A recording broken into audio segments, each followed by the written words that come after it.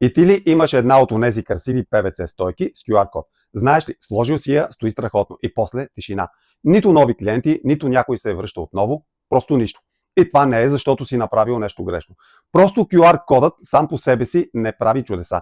Той е като врата, но ако зад вратата няма къща, хората просто си тръгват. Хайде сега да ти помогна да го оправим.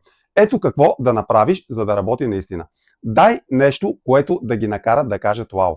Когато сканират QR кода, не ги оставяй просто да отидат в Google и да ти оставят отзив. Дай им подарък, безплатна консултация, отстъпка за първо посещение, малко бонусче. Следващия път нека си кажат: о, това е хубаво, радвам се, че сканирах. После говори с тях поне веднъж, не едно съобщение и край. Прати им малка серия от имейли като приятел, който не забравя. Примерно ден 1, мерси, че мина, ето подарък. На ден 3 полезен съвет или идея. Ден 7 специална оферта с малък срок. Това не е натиск, това е грижа. Направи ги част от твоите хора. Хората обичат да се чувстват специални. Създай малък VIP клуб. Примерно там ще се възползват от тайни оферти само за тях. Първи ще научават за новостите. Ще получават покани за събития, така не ги губиш, те остават и се връщат. Истината е проста.